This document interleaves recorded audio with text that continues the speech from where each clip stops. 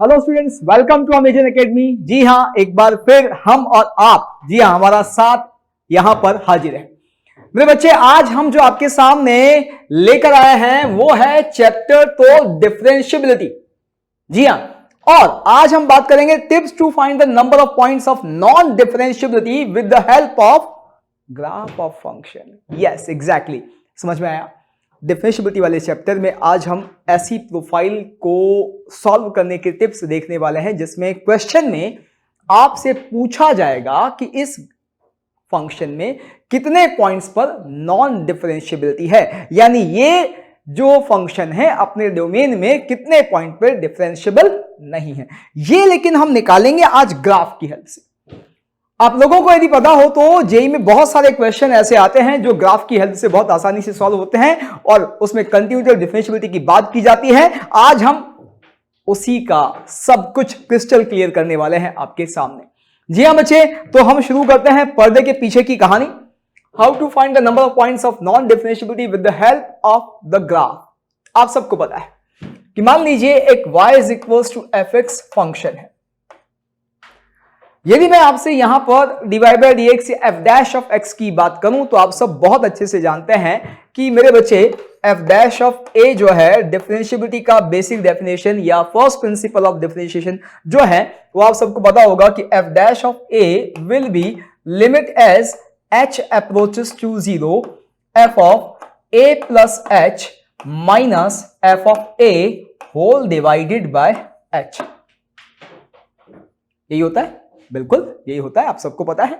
इसमें जब आप इस लिमिट को पाते हैं कि ये एग्जिस्ट करती है, यानी इसकी left hand limit right hand limit दोनों ही एग्जिस्ट करती हैं और इक्वल है और एक फाइनाइट नंबर के इक्वल है, तब हम कहते हैं a पर हमारा ये function x is equal to a पर डिफरेंशियबल है। जी हाँ, एक बार 0 माइनस एक बार 0 प्लस लेके इस लिमिट की वैल्यू देखते हैं कि एग्जिस्ट कर रही है नहीं कर रही है तो एक real number finite real number के इक्वल है या नहीं, और यदि है तो फिर ये फंक्शन a पर डिफरेंशियबल कहा जाता है। अब बात आती है नॉन डिफरेंशियबिलिटी की। मेरे बच्चे, नॉन डिफरेंशियबिलिटी का मतलब अब आपको समझ में आ जाना चाहिए कि या तो यहां पर ये लिमिट एग्जिस्ट ही नहीं कर रहा है या ये फाइनाइट नहीं है। जी हां, अब लिमिट एग्जिस्ट नहीं कर रहा है तो उसके दो रीजन हो सकते हैं। दो रीजन कैसे हो सकते हैं? लिमिट एग्जिस्ट नहीं करना यानी इस फंक्शन के नॉन डिफरेंशियबल होने के दो रीजन कैसे हो सकते हैं? एक तो ये कि ये लिमिट फाइनाइट ही नहीं आ रहा है, जैसे मैंने अभी कहा फाइनाइट नहीं आ रहा मतलब ये तो क्लियर है कि h 0 को अप्रोच कर रहा है, यानी डिनोमिनेटर तो कंफर्म 0 को अप्रोच कर रहा है, न्यूमरेटर जो है वो 0 को अप्रोच करती हुई वैल्यू ना हो। फाइनाइट अपॉन 0 आप सबको पता है ये इन्फिनिटी को टेंड करेगा, प्लस इन्फिनिटी या minus infinity according to this finite number is positive और नेगेटिव, या ये भी जो 0 को अप्रोच कर रहा है किस साइड से कर रहा है, लेकिन ये कंफर्म है ये वैल्यू फाइनाइट नहीं होगी। अब ये 0 को अप्रोच ना करे यानी ये वैल्यू नॉन जीरो हो, ऐसा कब हो सकता है? बिल्कुल सही, कि ऐसा होने का मतलब है कि f of a plus h जो है वो f ऑफ a के इक्वल ना आए। जी हां, अब f of a plus h f of a के इक्वल ना आए, इसका मतलब क्लियर है कि भाई फंक्शन के x is equal to a के लेफ्ट या राइट में जो वैल्यू है वो वैल्यू एग्जैक्टली a पर जो वैल्यू उसके इक्वल ना आए, यानी फंक्शन डिसकंटीन्यूअस हो। एग्जैक्टली यहां पर अब आप सब जानते हैं इसका मतलब है कि फंक्शन क्या हो गया यहां पर? डिसकंटीन्यूअस। यानी फंक्शन डिसकंटीन्यूअस होगा तो fa is equal to fa a plus h f of a plus h, ये कंडीशन एग्जिस्ट नहीं करेगा। हो सकता है h 0 माइनस या 0 प्लस दोनों जगह ना करे, हो सकता है हाँ h को जब आप 0 माइनस या 0 प्लस लेंगे यानी 0 को लेफ्ट साइड से या राइट साइड से अप्रोच करेंगे तो दोनों ही केस में fa की इक्वल ना आए, यानी a पर फंक्शन की लेफ्ट हैंड लिमिट फंक्शन की वैल्यू के बराबर ना हो, राइट हैंड लिमिट फंक्शन की वैल्यू के बराबर ना हो, और हो सकता है कि left hand right hand limit ही आपस में इक्वल ना हो। जी हां, मतलब कुल मिला के फंक्शन डिसकंटीन्यूअस है, तब हमें पता है कि ये f डैश ऑफ a एक फाइनाइट वैल्यू नहीं आएगी, यानी a पर फंक्शन डिफरेंशियबल नहीं होगा। तो पहली कंडीशन तो ये कि ग्राफ में जब हम ग्राफ प्लॉट कर रहे हो हमें कोई भी पॉइंट ऐसा दिखे जहां फंक्शन डिसकंटीन्यूअस है, जंप कर रहा है, पॉइंट गायब है। जी हां, आप सबको पता है बहुत सारी डिसकंटिन्यूटी, कैसी भी डिसकंटिन्यूटी है, यदि डिसकंटीन्यूअस है तो डिफरेंशियबल नहीं होगा, इसमें कोई डाउट ही नहीं है। अब दूसरी पॉसिबिलिटी क्या हो सकती है बच्चे कि फंक्शन जो है वो कॉन्टिन्यूअस तो है, f of a plus h f of a के इक्वल है। यानी कुल मिला के हमें क्या समझ में आ रहा है, हमें समझ में आ रहा है कि इस बार ये जो एफ डैश ऑफ ए है, एफ डैश ऑफ ए, ये कुछ ऐसा हो जाएगा कि this is approaches to zero as well as this is approaches to zero, zero by zero की फॉर्म है। अब जीरो बाय जीरो में क्या हो सकता है, बिल्कुल सही कि जीरो बाय जीरो में फॉर्म मान लो आ गई तो लिमिट एग्जिस्ट करने की पॉसिबिलिटी आ जाती है। भाई यहां पे नॉन जीरो अपॉन जीरो में तो लिमिट ही एग्जिस्ट नहीं करेगा, यानी फंक्शन 100% डिस्कंटीन्यूअस होगा। जैसे जीरो अपॉन जीरो आया, अब लिमिट एग्जिस्ट करने की पॉसिबिलिटी है। अब लिमिट एग्जिस्ट करने की पॉसिबिलिटी का मतलब ये मेरे बच्चे, जब मैं इसको जीरो माइनस लूंगा यानी लेफ्ट साइड से अप्रोच करूंगा तब, और जब राइट साइड से अप्रोच करूंगा तब कंफर्म है कि दोनों ही लिमिट जीरो अपॉन जीरो की फॉर्म में होंगी। तो इस बात की अब संभावना क्रिएट हो जाती है कि दोनों लिमिट इक्वल आ जाए। दोनों लिमिट इक्वल आती है तो फंक्शन डिफरेंशिएबल हो जाएगा। लेकिन हम बात कर रहे हैं नॉन डिफरेंशिएबिलिटी की। इसका मतलब कि भाई ये हो तो रहा है, लेकिन हो क्या रहा है कि आप जब F dash of A minus की बात कर रहे हैं, यानी एच को जीरो माइनस यानी लेफ्ट साइड से अप्रोच कर रहे हैं, लेफ्ट साइड से अप्रोच कर रहे हैं, तब जो वैल्यू आ रही है वो है तो approaches to zero upon approaches to zero, लेकिन वो वैल्यू जो है वो समथिंग k1 आ रही है। और इसी तरह से F dash of a plus, यानी यहां पर जब आप जीरो को राइट साइड से अप्रोच करोगे, आप सब नाम से भी जानते हैं इसे हम लेफ्ट हैंड डेरिवेटिव, इसे राइट हैंड डेरिवेटिव बोलते हैं। जी हां, तो जब हम राइट हैंड डेरिवेटिव की बात करेंगे, जीरो को राइट साइड से अप्रोच करेंगे, जीरो प्लस से अप्रोच करेंगे, तब भी कंफर्म ये दोनों ही numerator as well as denominator zero का अप्रोच करेंगे। लेकिन मान लीजिए ये लिमिट कोई k2 आ जाती है, k1 k2 आपस में इक्वल नहीं है, ये आपस में इक्वल नहीं है, तब अब हमें समझ में आता है कि भाई फंक्शन कॉन्टिन्यूअस तो है, लेकिन left hand derivative right hand derivative पर zero by zero form generate हो गई है, लेकिन दोनों अलग अलग वैल्यू दे रहे हैं। और जब दोनों अलग अलग वैल्यू देंगे तो फिर हम कैसे कह सकते हैं कि फंक्शन डिफरेंशिएबल होगा। हमने तो यही बात करी कि भाई दोनों साइड से, चाहे जीरो माइनस की बात करो, जीरो प्लस की बात करो, ये लिमिट सेम आनी चाहिए और एक फाइनाइट नंबर के इक्वल आनी चाहिए। यदि ऐसा है तो ही फंक्शन डिफरेंशिएबल है, अदरवाइज नहीं है। अब यहां लेकिन इसका मतलब क्या है, आप मेरे बच्चे ये सब भी जानते हो कि एक्चुअली इसको मैं ऐसे भी लिख सकता हूं, क्या, delta y upon delta x, where delta x approaches to zero. जी हां भाई, ये a प्लस एच और a का डिफरेंस ही तो नीचे रखा हुआ है, यानी नीचे x वैल्यू का डिफरेंस है, ऊपर y वैल्यू का डिफरेंस है, x वैल्यू का डिफरेंस जीरो का अप्रोच करा रहे हैं। तो भाई ऐसे भी तो लिखा जा सकता है। यहां से मुझे क्या दिखता है कि हाँ, डेरिवेटिव जो है एक्चुअली क्या है, rate of change of y with respect to x। यहां पर क्या सिग्निफिकेंस आता है इस बात से कि भाई लेफ्ट साइड में rate of change of y with respect to x, right side में rate of change of y with respect to x अलग अलग है। यानी लेफ्ट साइड में जिस रेट से चेंज हो रहा है, राइट साइड में उस रेट से चेंज नहीं हो रहा है। इसका ग्राफिकल सिग्निफिकेंस क्या है जरा उसको समझिएगा, और यहां से आपको टिप मिलने वाली है बहुत शानदार वाली। देखिए क्या मेरे बच्चे, आप ये कोई x is equals to a वाला पॉइंट है, आप फंक्शन को लेकर ऐसे चल रहे थे कि आपका फंक्शन ऐसे चला, आराम से ऐसे जा रहा है। यहां a के लेफ्ट में rate of change of y with respect to x जो भी है कुछ ठीक। अब rate of change of y with respect to x क्या बताता है, y का x के रिस्पेक्ट में चेंज होना कितनी तेजी से हो रहा है, कितने धीरे हो रहा है। जी हां, अब यहां पे मैं ये रेट ऑफ चेंज एकदम से बदल दूं, ऐसे कर दिया। यहां rate of change of y with respect to x का मतलब एक और चीज है, आप समझते हैं। डेरिवेटिव का एक और मतलब है, वो क्या है, स्लोप ऑफ टेंजेंट। यहां पे टेंजेंट का स्लोप अलग है और यहां पे टेंजेंट का स्लोप अलग है। टेंजेंट का स्लोप ही तो एक्चुअली डेरिवेटिव होता है, और यही rate of change of y with respect to x भी है। तो मेरे बच्चे ये एकदम से बदलना, यानी इस तरह से एक शार्प टर्निंग पॉइंट ग्राफ में आ जाना, समझे। हाँ, अब आप समझ गए कि अच्छा मतलब जब भी शार्प टर्निंग पॉइंट ग्राफ में आएगा, इसका मतलब हुआ कि वहां पर y के बदलने का रेट जो x के रिस्पेक्ट में है वो एकदम से बदला है। यानी उस पॉइंट के लेफ्ट और राइट में ये जो डेरिवेटिव है ना, LHD RSD, ये अलग अलग वैल्यू लिए हुए हैं। यस, और ऐसा है, तो अब कंक्लूड होगी सारी चीजें क्या कि भाई यदि हमारे पास ग्राफ है तो दो चीजों से हम नॉन डिफरेंशिएबिलिटी आइडेंटिफाई कर सकते हैं। एक तो फंक्शन डिसकंटीन्यूअस है और दूसरा क्या, शार्प टर्निंग पॉइंट। जी हां, या तो फंक्शन डिसकंटीन्यूअस है या उसके ग्राफ में कहीं कोई शार्प टर्निंग पॉइंट है। फंक्शन जहां भी ऐसा होगा वहां नॉन डिफरेंशिएबल हो जाएगा। तो बस मेरे बच्चे ये हमारा कंक्लूजन था। A function will be non-differentiable at each point where its graph is discontinuous or have a sharp turning point। या तो उस पर एक शार्प टर्निंग पॉइंट हो या वो डिसकंटिन्यूअस हो, फंक्शन कंफर्म वहां पर नॉन डिफरेंशिएबल हो जाएगा। चलिए जी, तो अब इस पूरे कंक्लूजन को क्वेश्चन पर अप्लाई करते हैं। जी हाँ बच्चे, पहला क्वेश्चन है find number of points where the function fx is equals to modulus of sin x is non differentiable in the interval 0 to 2021 पाई। क्या कह रहा है कि भाई 0 से लेके 2021 पाई में मॉड्यूलस ऑफ साइन एक्स कहां कहां कितने पॉइंट पर नॉन डिफरेंशिएबल है, ये बता दो। जी हाँ बच्चे, तो देखिए आप सब मॉड साइन एक्स का ग्राफ बना लो। आप सबको मॉड साइन एक्स का ग्राफ बनाना आता भी होगा। चलिए पहले हम एक काम करते हैं, साइन एक्स का ग्राफ बनाते हैं, फिर उसको मॉड साइन एक्स में कन्वर्ट करेंगे। ये मेरे बच्चे साइन एक्स का ग्राफ है,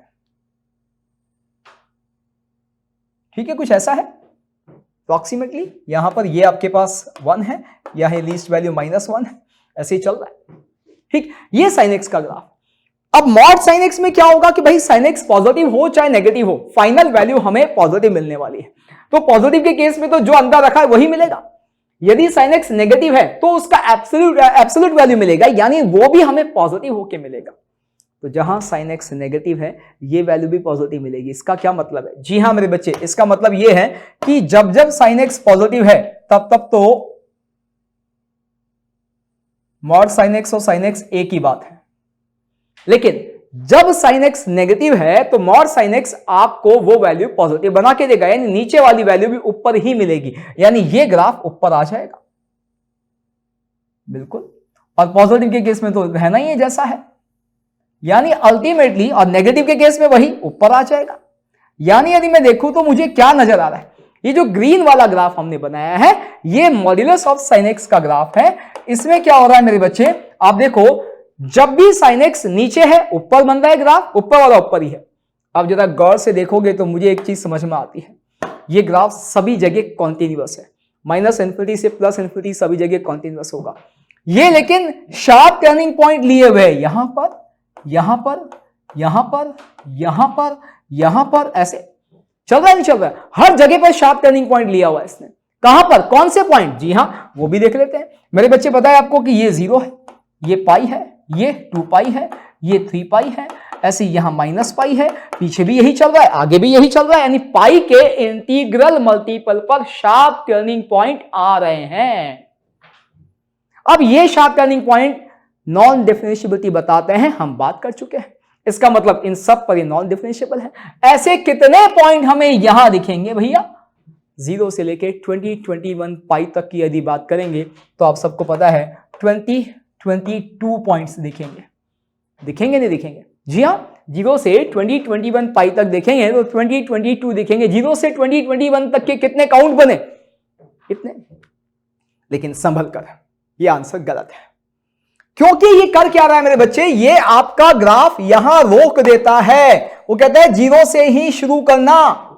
वो कहता है कि इस लिमिट पर आकर जहां पर आपका x जो है वो 2021 पाई है, रुक जाना। इसका क्या मतलब हुआ? इसका मतलब सिंपल है मेरे बच्चे, ये ग्राफ यहां से शुरू हो रहा है, इस पॉइंट पर फंक्शन को नॉन डिफरेंशिएबल नहीं बोलेंगे। यहां रेट चेंज थोड़ी हो रहा है। चेंज तो कब माना जाता? जब लेफ्ट से राइट जा रहे होते हैं। लेफ्ट में अलग रेट है, राइट में अलग रेट है, लेकिन ऐसा तो यहां है ही नहीं। लेफ्ट तो डोमेन में ही नहीं है, इधर इसका राइट डोमेन में नहीं है। मतलब इन दोनों पॉइंट पर जो एक्सट्रीम पॉइंट्स हैं, यहां पर फंक्शन नॉन डिफरेंशिएबल नहीं है। शार्प टर्निंग पॉइंट है ही नहीं ना बच्चे। जब मैं यहां से ग्राफ शुरू करूंगा पीछे का दिखेगा ही नहीं, तो ये शार्प टर्निंग पॉइंट है ये थोड़ी कह सकता हूं, नहीं कह सकते। हाँ, ऐसे लास्ट वाले में नहीं कह सकते। तो अब हमें दिख रहा है कि भैया -2 कर दो, तो आंसर आ गया 2020। जी हां, 2020 पॉइंट्स पर ये फंक्शन नॉन डिफरेंशिएबल है इस इंटरवल में। जी हां, तो देखिए एक बहुत अच्छी चीज हमने टिप्स तो देखा ही सही हमने, ग्राफ बना के नॉन डिफरेंशिएबिलिटी भी पकड़ी, लेकिन एक और चीज सीखी कि एक्सट्रीम पॉइंट जो है बचकर। जी हाँ मेरे बच्चे, ये सा बहुत बढ़िया चीज। चलिए अगला क्वेश्चन बोलता है fx x² minus 4x plus 3 and m and n are number of points where modulus of fx and mod of f mod x are non-differentiable respectively. Then m, n पूछ रहा है। देखिए मजेदार चीज है, वो कहता है कि ये fx है, ये क्वाड्रेटिक है, आप सबको पता है, तो इसका ग्राफ बना लेते हैं बच्चे। क्वाड्रेटिक में मुझे दिख रहा है ये x -1 इंटू एक्स -3 से फैक्टराइज भी हो रहा है, यानी कुल मिला के मुझे एक चीज समझ में आ रही है कि इसके दो रियल रूट्स 1 और 3 आ रहे हैं, यदि इक्वल्स टू 0 करके इक्वेशन बनाए तो बच्चे ये मुझे ऐसा दिख रहा है, ये हमारा वो क्वाड्रेटिक है जिसका ग्राफ ओपनिंग अपवर्ड पैराबोला हमने बना दिया। ये वैल्यू 1 है, ये वैल्यू 3 है, कुछ ऐसा ही है, बिल्कुल ऐसा ही। अब होगा क्या, देखिए ये तो fx का ग्राफ, ये पहली बात करता है मॉड fx। अभी अभी हमने हाँ जैसे sin x से मॉड sin x बनाया, वैसे ही fx से मॉड fx समझ में आ गया। जो पॉजिटिव है वो वैसे के वैसे रहेगा, जो नेगेटिव है वो ऊपर आ जाएगा। यानी यदि मैं मॉड fx के ग्राफ की बात करूं बच्चे, तो जो पॉजिटिव है वो ऊपर ही रहेगा, रहेगा नहीं रहेगा, बिल्कुल रहेगा। जो नेगेटिव है उसका मिरर इमेज एक्स एक्सिस के ऊपर ले लेंगे, ऐसा हो गया। ऐसा होने से मेरे भैया, हाँ very good my dear students, यहां पर आपने कहा कि सर दो शार्प टर्निंग पॉइंट आ गए, यानी दो जगह पर फंक्शन नॉन डिफरेंशिएबल हो गया, कॉन्टिन्यूअस तो सब जगह है ही सही। तो मेरे बच्चे यहां से आपने मुझे m की वैल्यू निकाल के बता दी 2, दो ऑप्शन दिख रहे हैं। चलिए अब बात करते हैं मॉड fx मॉड x। देखिए अब एक तरह से मेरे पास किसका ग्राफ है बच्चा, अब एक तरह से यदि आप देखें तो आपके पास ये ग्राफ जो है, जो आपने बनाया है, ये ग्राफ ऐसा बन गया। ये किसका ग्राफ आ गया, ये ग्राफ आ गया आपके पास मॉड fx का। अब ये जनाब क्या कर रहे हैं, x पर भी मॉड लगा दे रहे हैं। x पे मॉड लगाने का क्या मतलब हुआ भैया, x पर मॉड लगाने का मतलब है, कह रहा है कि भाई हम x पे मॉड लगाएंगे। यहां पे देखो आप, मतलब x पॉजिटिव हो नेगेटिव हो सेम वैल्यू मिलेगी। यस, जैसी वैल्यू पॉजिटिव x पे मिलेगी वैसी नेगेटिव x पे मिलेगी, यही मतलब हुआ। इसका मतलब पॉजिटिव x पे तो ये वैल्यू मिल रही है, मिल रही नहीं मिल रही है, जी हाँ, पॉजिटिव पे तो ये वैल्यू मिल रही है, नेगेटिव पर ऐसी ही मिलेगी। यानी जैसा ग्राफ पॉजिटिव में वैसा नेगेटिव में, इवन फंक्शन भी तो हो गया। यस, x पर -x रख दिया जाए, x की जगह कोई फर्क नहीं पड़ रहा है, इवन भी हो गया। तो हम ऐसा भी कह सकते हैं यही ग्राफ इधर भी बनेगा और ऐसा बनेगा बच्चे, तो ये बन गया आपका ग्राफ। तो ये जो हमारा सैंडी कलर वाला ग्राफ है, ये हमें दिख रहा है, ये मॉड f मॉड x का है। ये कितने पॉइंट पर हमें शार्प टर्निंग पॉइंट लिए हुए दिख रहा है, 1 2 3 4 5, खत्म क्वेश्चन। यानी n की वैल्यू क्या आ गई, 5 आ गई। तो हमारा आंसर क्या हो गया, 2,5, यानी पहला ही ऑप्शन हो गया, खत्म। तो देखिए बहुत ही बढ़िया है, आप ग्राफ से मैक्सिमम क्वेश्चन की नॉन डिफरेंशिएबिलिटी बता सकते हैं ऐसे क्वेश्चंस में। अगला क्वेश्चन, ये भाई साहब मुझे लग रहा है जो इसने दिया है अंदाज उससे गुगली है। यस, पोजीशन लेनी है प्रॉपर तरीके से। Let m and n are number of points where the function fx is equals to min of e power minus x. This one, ये आपको बोला है fractional part function, fractional part x is discontinuous and non-differentiable respectively। कहता है m तो वो points हैं जहां पर ये फंक्शन डिसकंटिन्यूअस है, n वो पॉइंट्स हैं जहां पर, n वो नंबर ऑफ पॉइंट्स हैं जहां पे फंक्शन नॉन डिफरेंशिएबल है। m प्लस n की वैल्यू मांगी है हमसे, ठीक है, और -20 21 से 20 21 चलना है। मेरे बच्चे कुछ नहीं करना, ग्राफ बनाओ फटाफट से, आप सबको तो बहुत अच्छे से आता है। हम बना रहे हैं फ्रैक्शनल पार्ट एक्स फंक्शन का ग्राफ। तो फ्रैक्शनल पार्ट एक्स फंक्शन का ग्राफ आप सबको पता है ऐसा होता है, ये फ्रैक्शनल पार्ट एक्स फंक्शन का ग्राफ है, ऐसे, पीछे भी ऐसे ही चल रहा है, लेफ्ट, हाँ पूरा बनाने की जरूरत नहीं, पीछे भी ऐसे ही चल रहा है। फ्रैक्शनल पार्ट एक्स का ग्राफ हमने बना लिया। अब हम ग्राफ बनाएंगे बच्चे किसका, अब हम ग्राफ बनाएंगे e power minus x. e power minus x का ग्राफ भी आपको आता है, ये e पावर माइनस एक्स का ग्राफ बनेगा ऐसे, ऐसे तो होता है डिक्रीजिंग, ये e पावर एक्स का ऐसे होता है, तो e पावर माइनस एक्स का ऐसे हो गया। ये पॉइंट हमें पता है 0,1 है, जहां दोनों ही 1 को अप्रोच कर रहे होते हैं। अब मुझे लेकिन इन दोनों का मिन पकड़ना है, मिन का मतलब मिनिमम। तो ऐसे केस में आपको क्या करना होता है, अंदर जितने भी फंक्शन है पहले उनका ग्राफ बना लो, और फिर मिनिमम बोला है तो सबसे नीचे वाले ग्राफ पर चलते रहो, जो सबसे नीचे उस पर चलते रहो। मैक्सिमम बोला है तो सबसे ऊपर वाले ग्राफ को पकड़ के बस उस पर टिके रहो। जी हां, तो यहां पे इसने मिन बोला है, यानी हमें सबसे नीचे वाला ग्राफ पकड़ के रखना है। चलिए जी, कोई दिक्कत नहीं, नीचे वाले ग्राफ को पकड़ के रखते हैं बच्चे। नीचे वाले ग्राफ की बात की जाए तो हम थोड़ा सा ये वाला कलर लेते हैं। देखो आप क्या कि यहां पर ये नीचे है, इसको पकड़ के रखा, ठीक। इधर अभी भी ये नीचे है, इसको पकड़ा। अब यहां से यहां देखो आप, मजेदार चीज कि जैसे मैं इस पॉइंट पे आया, अब मुझे e पावर माइनस एक्स का ग्राफ जो है वो फ्रैक्शनल पावर एक्स के ग्राफ के नीचे नजर आ रहा है, इसको पकड़ लिया। लेकिन फिर परेशानी क्या दिख रही है कि भाई इस पॉइंट पर एकदम से हमें फ्रैक्शनल पार्ट का ग्राफ नीचे कूद गया, वो मिनिमम हो गया। तो हम क्या करेंगे, हम भी उसके साथ नीचे कूद के यहां आ जाएंगे। क्यों? क्योंकि हमें तो हमेशा नीचे वाले ग्राफ को पकड़ के रखना है। ये लो जी, अब फिर मिनिमम पे चलते रहे, ये चले, यहां आए, फिर e पावर माइनस एक्स नीचे हो गया, जो नीचे हो गया हमें उसी पे चलना है, इस पे चलना शुरू कर दिया। फिर यहां आए, अब फ्रैक्शनल पार्ट फिर नीचे हो गया, फिर कूद के आ गए नीचे। यही पैटर्न चल रहा है। ध्यान दीजिएगा, एक्चुअली हम क्या कर रहे हैं, हम सिर्फ इतना सा ध्यान रख रहे हैं बच्चे कि जो ग्राफ नीचे है हम उस पर चल रहे हैं, दोनों में से। अब पॉइंट्स तो आपको पता ही है, ये -1, ये 0, ये 1, ये 2, ये 3, ऐसे चल रहा है। अब आप देखो यहां पर कि यार नेगेटिव साइड में तो फ्रैक्शनल पार्ट का ग्राफ हमेशा नीचे रहेगा, यानी -20, 21 से 0 में तो फ्रैक्शनल पार्ट के ग्राफ पर ही खड़े रहेंगे हम, बिल्कुल, इसमें कोई डाउट नहीं। पॉजिटिव साइड में क्या हो रहा है, वो कभी फ्रैक्शनल पार्ट पे जा रहा है, कभी e पावर माइनस एक्स पे जा रहा है। जी हाँ, और जब फ्रैक्शनल पार्ट से e पावर माइनस एक्स पे आ रहा है तो आप एक मजेदार चीज देखो, एक शार्प टर्निंग पॉइंट छोड़ रहा है यहां पर, ये देखो, ये शार्प टर्निंग पॉइंट है। अब मुझे क्या बोला है कि m तो उतने पॉइंट से जहां पे ग्राफ यहां से लेके यहां तक डिसकंटीन्यूअस है। मुझे तो हर इंटीजर पर डिसकंटिन्यूटी नजर आ रही है। देखो आप, चाहे नेगेटिव साइड की बात करें, क्योंकि नेगेटिव साइड में भी तो ऐसे चलेगा ना ग्राफ। आप देखो नेगेटिव साइड में -2 से लेके यहां भी तो ऐसे ही चलेगा ग्राफ, -2 से लेके हाँ -1। तो मुझे तो हर इंटीजर पे डिसकंटिन्यूटी नजर आ रही है। कितने इंटीजर हैं यहां से यहां तक? जी हाँ, यदि इंटीजर की बात करें बच्चे तो 4023 इंटीजर है, आपने काउंट कर लिए होंगे। लेकिन एक परेशानी है कि जो हमारा पहला इंटीजर होगा -20, 21, यहां जहां भी होगा उस पर हमारा फंक्शन कॉन्टिन्यूअस होगा। क्यों? उसके लेफ्ट वाली वैल्यू डोमेन में नहीं है। यहां देखो, यहां तो कॉन्टिन्यूअस नजर आ रहा है, कोई जंप नहीं है। इसका मतलब मुझे दिख रहा है कि भाई एक पॉइंट कम कर देना चाहिए। डिसकंटिन्यूटी कितने पे रह गई? इतने पे रह गई।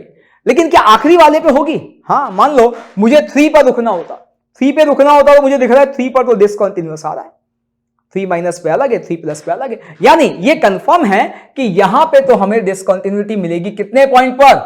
जी हां, m की वैल्यू आ गई 4022। सॉरी, हम यहां पे गड़बड़ की भाई, डबल करना था ना यहां पर, तो यहां हमने गड़बड़ कर दी, यहां भी गड़बड़ कर दी, डबल कर देते हैं। जी हां, कितने पॉइंट्स हो गए पहले बताओ? यहां हमारे पास हो गए बच्चे 4043। एक्चुअली 43 लिखना था, मैंने 23 लिख दिया। लेकिन हमें पता है इस वाले पॉइंट पर डिसकंटिन्यूटी नहीं होगी तो यहां 2 लिखेंगे, तो m कितना हो गया? 4042 हो गया। हो गया? बिल्कुल हो गया। अब n जहां जहां फंक्शन नॉन डिफरेंशिएबल है। अब आप में से काफी लोगों ने क्या कहा, सर बहुत आसान है। आप देखो नेगेटिव साइड को छोड़ दें तो पॉजिटिव साइड में हर 2 इंटीजर के बीच में एक शार्प टर्निंग पॉइंट आ रहा है, और जहां भी शार्प टर्निंग पॉइंट है फंक्शन नॉन डिफरेंशिएबल है। तो कितने sharp turning point? Positive side में हर 2 इंटीजर के बीच में शार्प टर्निंग पॉइंट है। 0 से 1 में पहला, 1 से 2 में दूसरा, 2 से 3 में तीसरा। इसका मतलब हमें लास्ट मिलेगा कहां से कहां तक? 2020 से लेके 2021 में कितने नंबर का? 2021। 0 से 1 में फर्स्ट, 1 से 2 में सेकंड, तो 2020 से 2021 में हमें कितने पॉइंट पर शार्प टर्निंग पॉइंट मिल जाएगा? इतने पर। क्या ये n की वैल्यू है? ना, आप में से काफी लोगों ने ऐसा किया, और ऐसा एक ऑप्शन भी दिया है उसने। ये गड़बड़ है। मैंने क्या कहा था? नॉन डिफरेंशिएबिलिटी हर उस पॉइंट पे होगी जहां फंक्शन डिसकंटीन्यूअस है या शार्प टर्निंग पॉइंट, यानी जहां जहां डिसकंटीन्यूअस है वहां वहां को नॉन डिफरेंशिएबल है ही ना। हाँ, इसीलिए तो गुगली है। और ये एडिशनल है जहां शार्प टर्निंग पॉइंट है, यानी n की वैल्यू ये होगी। ओके, अब आया ना मजा। बिल्कुल, तो यहां इसको ऐड किया और ऐड कर कर हमें आंसर मिल गया जी 10105। इतने वैल्यू हैं m प्लस n के, ठीक है। सो ये जो है, अब अगला क्वेश्चन आपको करना है मेरे बच्चे। Yes, so that's all about today's tips of maths. Stay happy because of happy learning. For detailed videos, daily practice problems and live chat, visit academy.amazon.in or download the app.